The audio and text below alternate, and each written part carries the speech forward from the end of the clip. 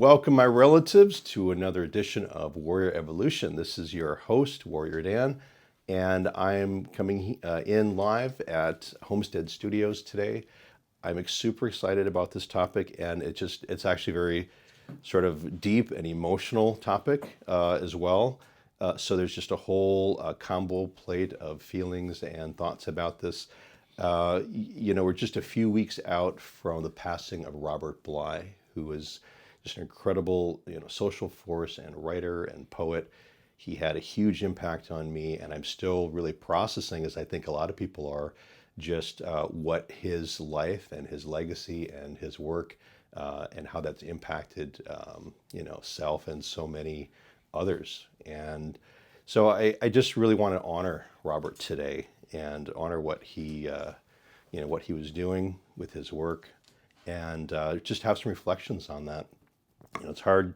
It's been hard for me to actually articulate it sometimes. I've just sort of been diving in and thinking about my own experiences about this, and how I was inspired. And maybe I'll get into some of that personal story a bit later.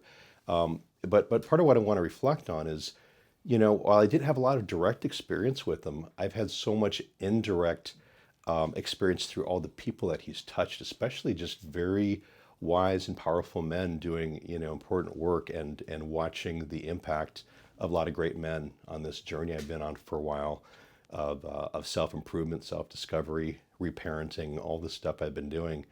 And I just want to appreciate how big that impact has been. So to help me unpack some of this, I've invited one of my storytelling mentors. He is a poet and been a part of Robert Bly's work since the beginning of the Minnesota Men's Conference back in 1984. So I'd like to welcome in this conversation, Brother Tim Young. Hey, thank you, Dan. Thank you. Yeah. I just thought of something that I have to mention. Many of the men associated with Robert Bly found out just this morning that Elder Malidoma Somé passed late this morning, or early this morning. Oh my gosh, I didn't know that. Yeah, I just found out right before I came over here. Well, that's crushing. Yeah, and it's another loss within a couple of weeks of Robert. Wow. Malidoma was an important teacher for many of us. Absolutely. And we hosted him several times at Sattva, and I did a lot of healing work with him. So, wow, that's astounding news. So I don't know enough of the details, Okay. but I just found out before I came in here. Wow. So we just caught that live. This is just right in the moment. So that is a whole nother thing to unpack and talk about. Exactly. So, wow. Well, thanks for sharing that, Tim. Yeah. Robert brought Malidoma, Martine Prechtel, James Hillman, Robert Moore. So many men were introduced to us through Robert Bly, and Robert Bly's great curiosity as a poet and as a human being. So I just thought of the word curator when you said curiosity. Oh, sure. Right? Yeah. As a curator of knowledge and other great men, right? Like, absolutely. He was so important in bridging so many different traditions, right? Yeah. He introduced himself into the poetry world by challenging the calcified poetry of the early 20th century. Okay. He challenged all of the old-timers, and with his early press and his early poems, and it broke open American poetry, which eventually led to his political and social work against the war. And Robert did so many things for so many people. And you were there for a lot in that part of that transition from poet to other kinds of work. Well, no, I came later because that happened in the 60s for the most part. I didn't meet Robert until 1980. Oh, okay. So it was a bit later. I was there as Robert started doing the men's work, as we call it, or soul work, as Michael Meade calls it.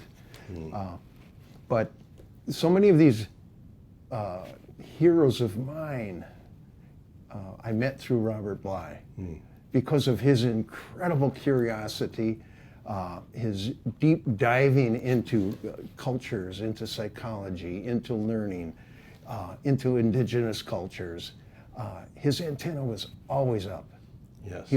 And it didn't make any difference if you had a name or you had a number of letters behind your name. If he heard something special or saw something special, he would tap you on the shoulder and say, "Hey, let's talk." I see. You know. So he had a great capacity just to pick up on energy and where people were at. Exactly. Yeah. He could look deep, and that I credit to his work as a poet and coming out of World War II as a veteran. He was able to find that energy. He was able to form it for himself so that he could move on to the next stage. He had endless curiosity. Yes. And his inner fire was always cooking whatever came into him. Relationships, information, cultural stew, whatever it was, he was in the middle of it. Right. Such a great cauldron of energy that and capacity Yes. to receive information, process, find the themes, and then just the amazing nuances of his command of language is just so powerful, right? And your word cauldron, with his cauldron, he fed the world. Wow. Whatever he was cooking, he shared. There was a book that was edited by our friend Thomas Smith when Robert turned 65. It's called Walking Swiftly. And in that book, it's a collection of letters and statements by people that Robert had helped. And it explained how generous Robert was as a human being in private. Right. Many of these things that he did were in the private realm, not in the public realm. Right. And as a private man, he was actually quite introverted. I see. You know, when he stepped into the light, his extroversion was there, but it was his introversion and that capacity to meet people on a quiet level that really impressed me over all the years that I knew him. That's such an interesting statement because, of course, you know, he's easy to see as this, like you're saying, like a cultural hero or a social pioneer. Right. He was so good at commanding the room. He really had a lot of genuine internal power that when he was speaking on truth and just the sort of archetypal, you know, embodiment of just very powerful, deep stuff. And yet there's this other side to him. So I don't know that that's really as well known. And so I didn't know much about this part of it. Probably not, because he was a private man. You know, there are a few poems that he writes about his children, about his wife Ruth, about the love, but he only writes about them when it pertains to the larger group of humanity. I see. You know, it's not specifically, it may start with his children. It may start with the love of his life. But expands. But it expands to include, you know, deeper levels of love. You know, he had that capacity from some of his earliest poetry. And he could tie information from so many different parts of the world and parts of his experience into a single poem. Yeah. Where it really resonates on different levels. It's hitting you in multiple places. And that's, I definitely found that to be true with his writing. That, I mean, I first encountered Iron John, you know, and I can talk about the story in a little bit, but, you know, it's like finding so many parts of my experience in his words, and it's hard to even grasp all at once. It's so rich, you know. So I guess what I'm wondering is how do we, you know, just without just talking just about him, just go into that, you know, what does he offer in his poetry? Can you have some examples that you could share and just kind of dive in? Well, I thought I would read this poem from his last book, and this poem actually explains an awful lot about his attitude toward life and all of the different things. And this is called Ravens Hiding in a Shoe. Oh, beautiful. There's something there is something men and women living in houses don't understand. The old alchemists standing near their stoves hinted at it 1,000 times. Ravens at night hide in an old woman's shoe. A 4-year-old speaks some ancient language. We have lived our own death 1,000 times. Each sentence we speak to friends means the opposite as well. Each time we say, I trust in God, it means God has already abandoned us 1,000 times. Mothers again and again have knelt in church in wartime, asking God to protect their sons. And their prayers were refused 1,000 times. The baby loon follows the mother's sleek body for months. By the end of summer, she has dipped her head into Rainy Lake 1,000 times. Robert, you've wasted so much of your life sitting indoors to write poems. Would you do it again? I would, 1,000 times. Wow. I mean, he covers such a vast scope of imagery in this poem. Yeah, and you're pulled right in. Yeah. You know.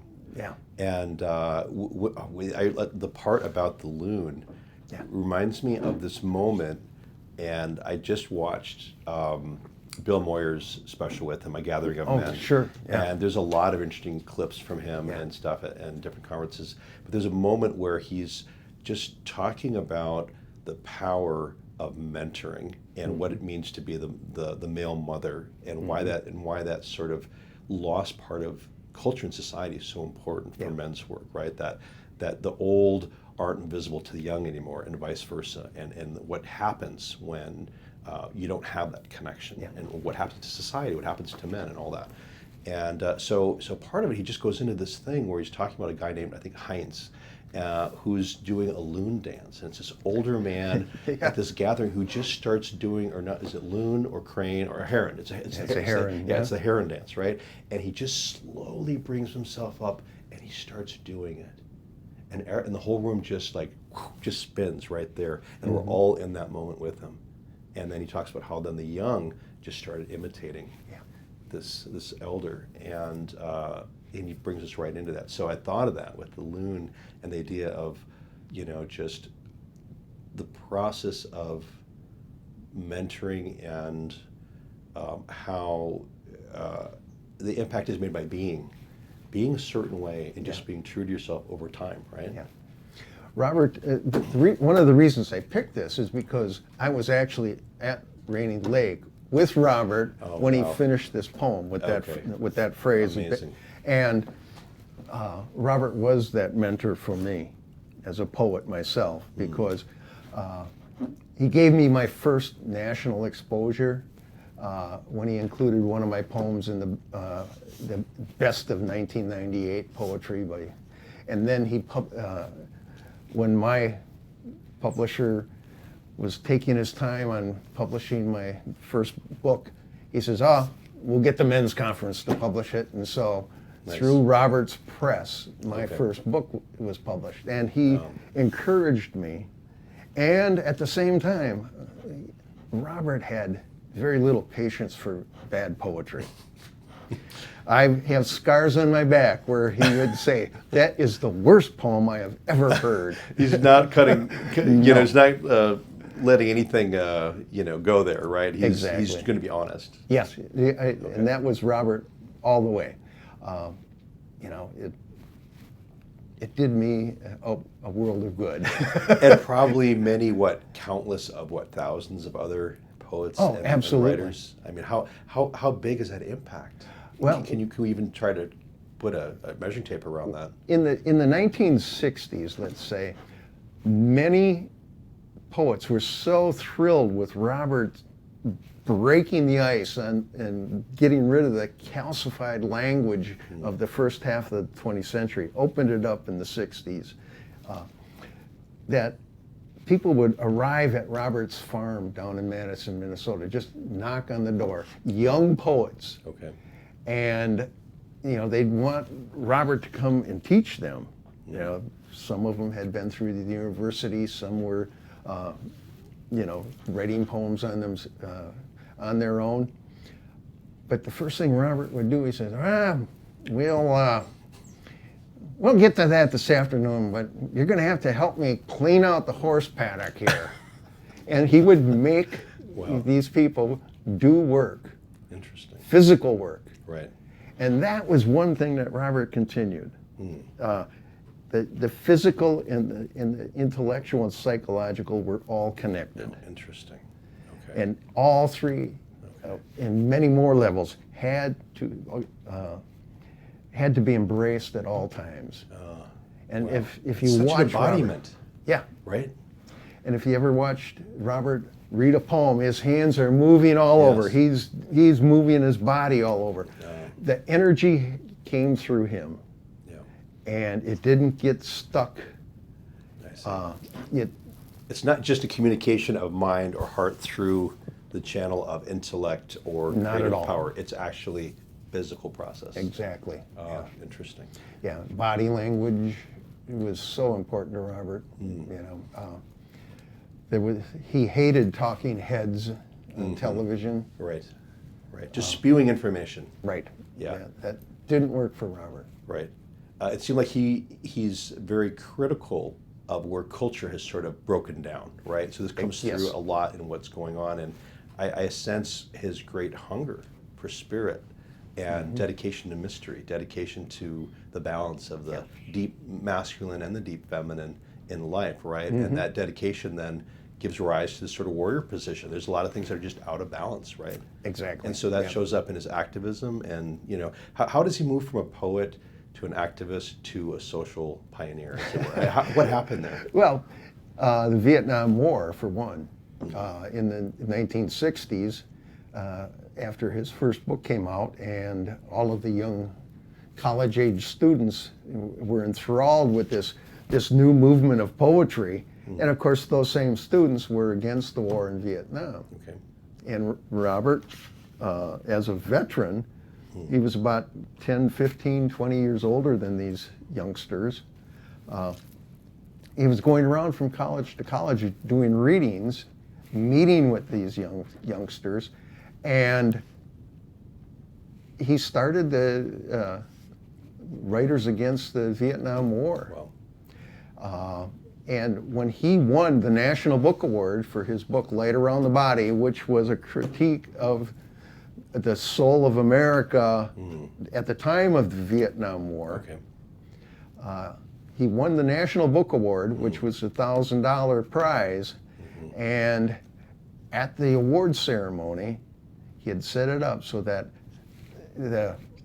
he had the leader of the Students Against the Draft come up, and he turned over the $1,000 check in the auditorium in front of the publishers, writers, media from around the country. He's basically saying, this is what's important. Exactly. This is what this is about.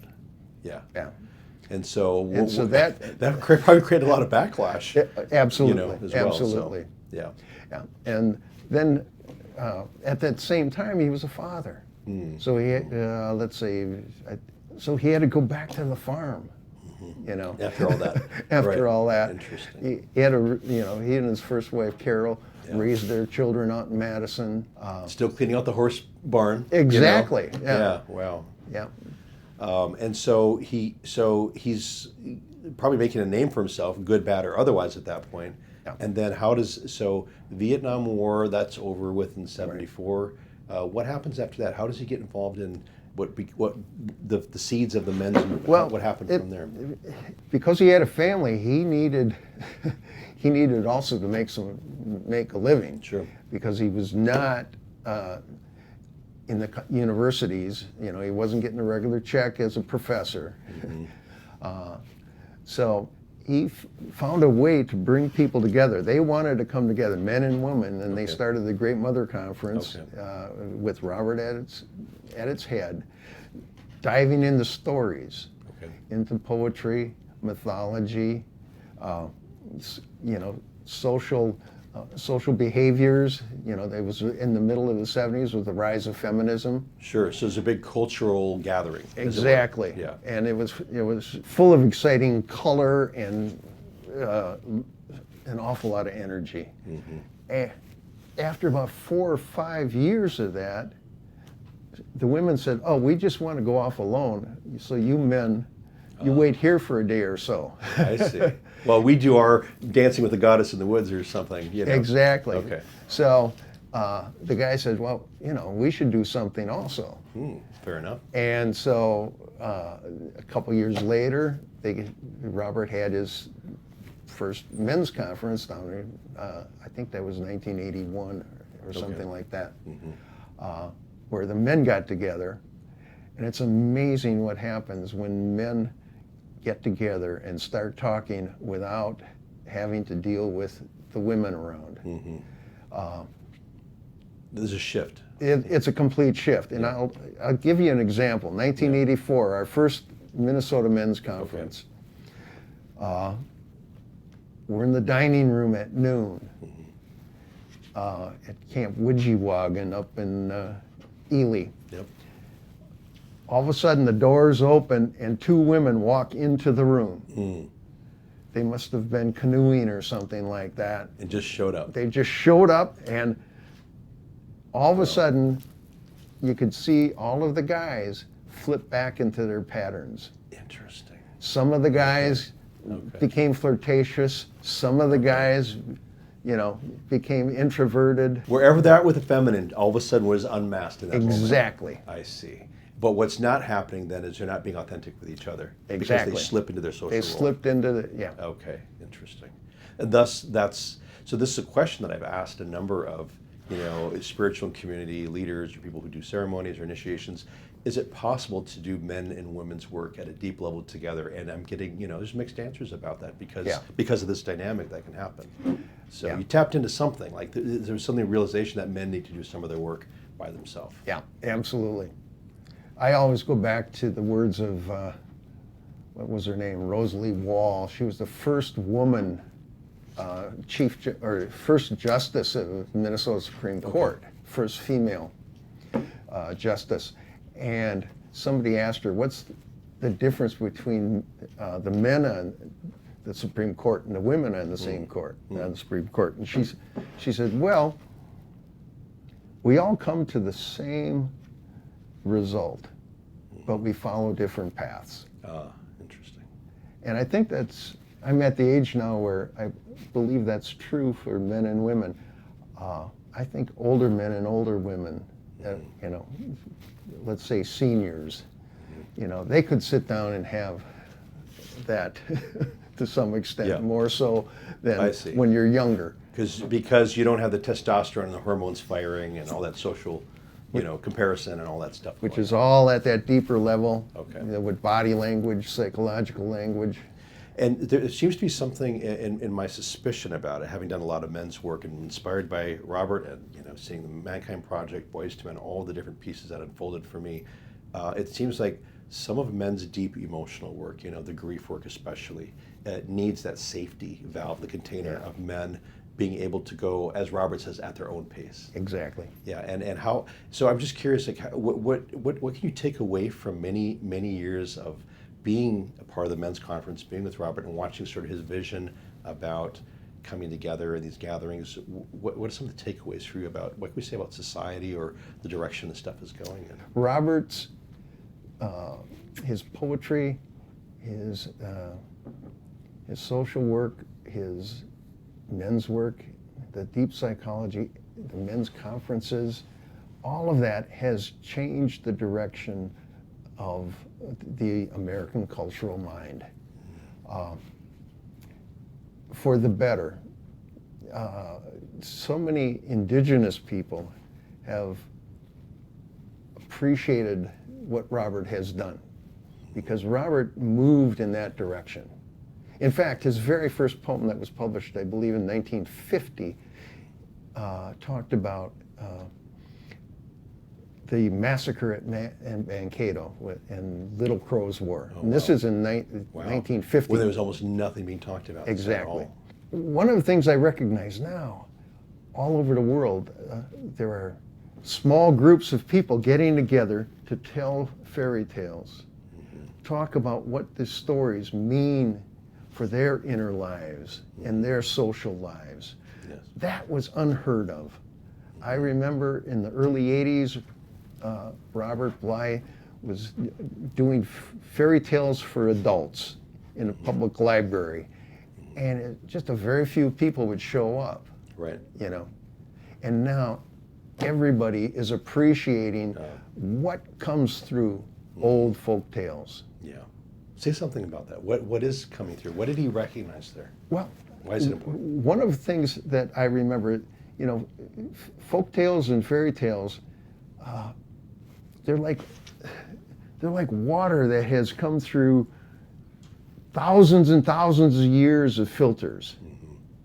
And so they have a purity that is larger than any one person's feeling, any one person's imagery, Biases. And at the same time, it validates that individual and their own path, their own imagery. Something quite collective yet personal at the same time. At the same time. And that's the wonder of stories and folk tales. And so many of my friends are starting to do that more and more. Yes. And many of us, I'm sure I know you tell stories, but so many of us. You helped me with my Christmas story, right, of the Yeah. Firebird a few years back. Yeah. But we tell stories to our children, don't we? Yeah. And it's engaging. Yeah. And they love it. It's part of the heart-to-heart connection that's built. And values and just whatever wants to come through there is about connection. I tell stories to my grandsons, and they're getting at the age where they, not tonight, Grandpa, but when they were 5, 6, 8,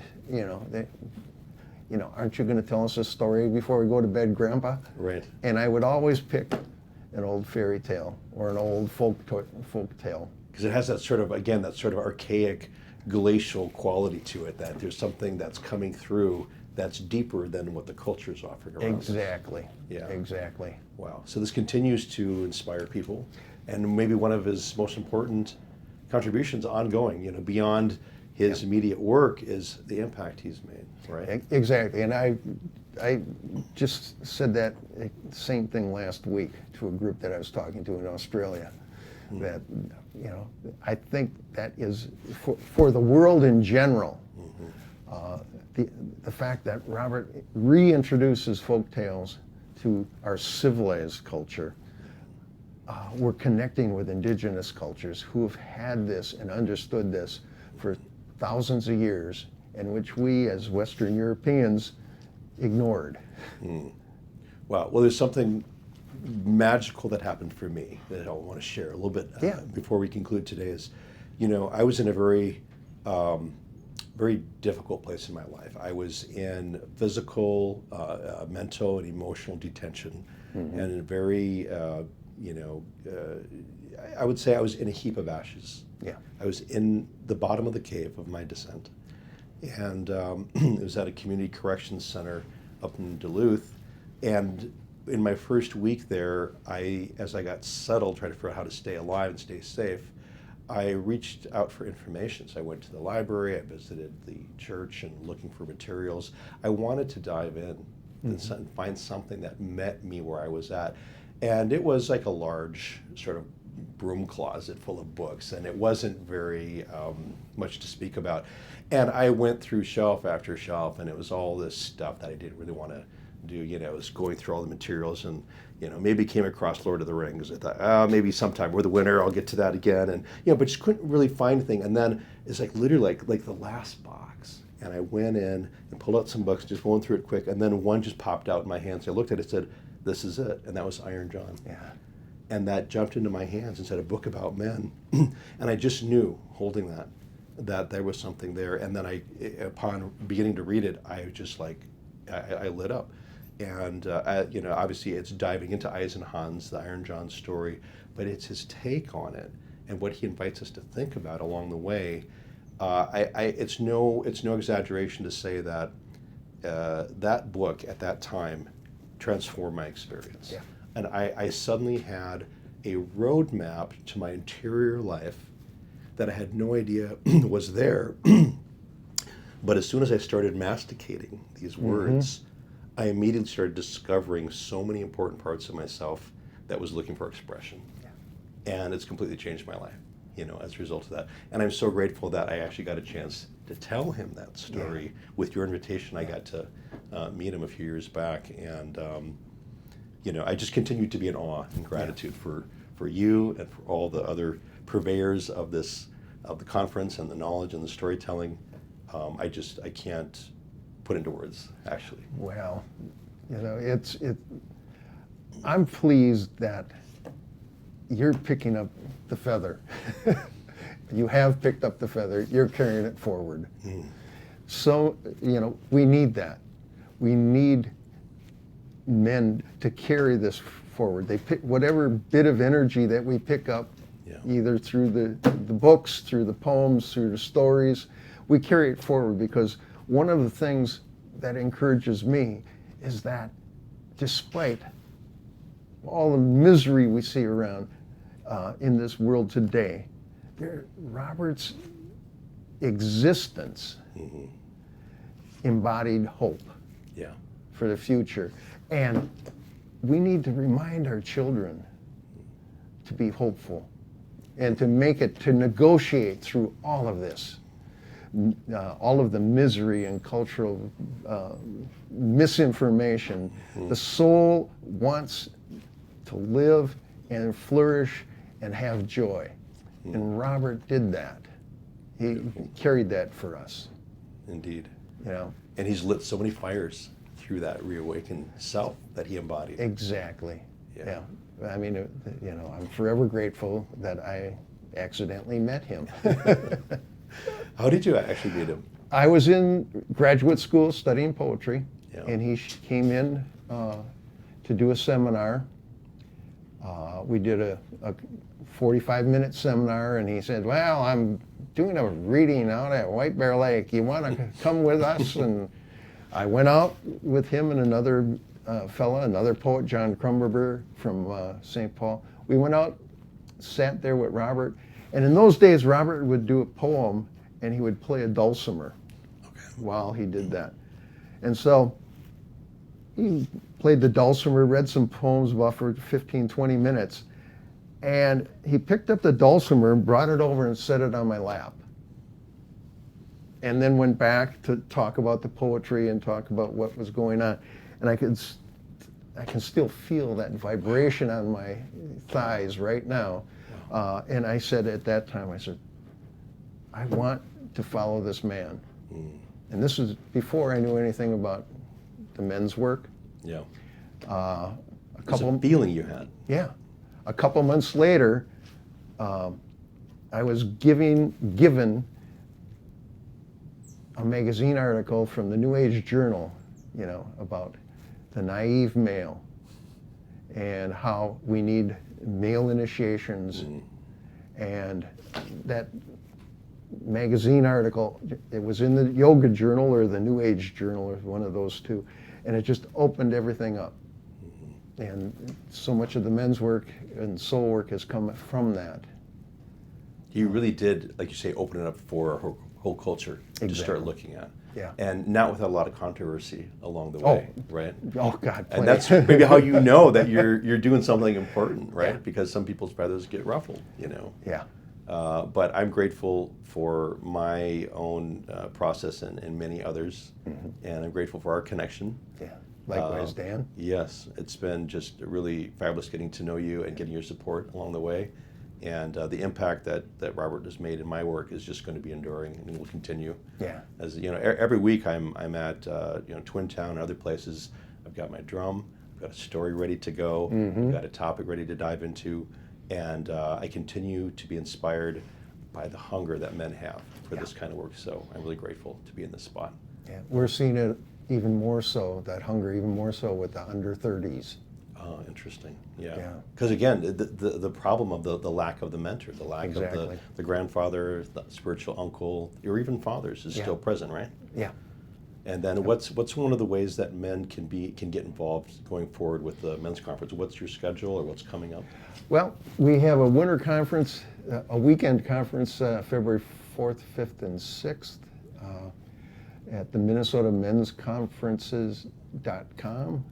Okay. You know, you can register or check out what's there. All spelled out, MinnesotaMen'sConference.com. Yeah. Okay. And we're in the process, we have an archive of all of the tapes from 1984 to present of Wow. all of the conferences. And we're in the process of collecting those, mapping those. On YouTube, on the Men's Conference YouTube channel, some of those YouTubes Yep. are from those conferences, but Yep. we're in the process of putting all of them together. As a master archive, as it were. Exactly. Wow. So that'll be And, really interesting. And yeah. then can someone subscribe to that, or how do we? We haven't get to figured that out yet. Okay. We're just, we're just in finalizing the digitizing, Okay. from cassette tapes and everything else. And then we have to start mapping. What was actually in there and all that content, right? Yeah, who- and the what's speakers. private and what's not. Yeah. As you know, when men open up, That's right. there are certain things that have to stay private. That's right. That's part of the sacred container. Exactly. Men's work, and you want to honor that while also maybe allowing the wisdom to Exactly. percolate out. Wow. Well, thank you for that undertaking. I look forward to hearing more about Yeah. that. Well, I think we're out of time today, so I just want to thank our listeners and watchers for tuning in. This a discussion to honor and explore the life and contribution of Robert Bly. So thank you, Tim, for joining us Thank today. you, Dan. Thank you. All right, till next time. Warrior Dan with Warrior Evolution. Stay tuned.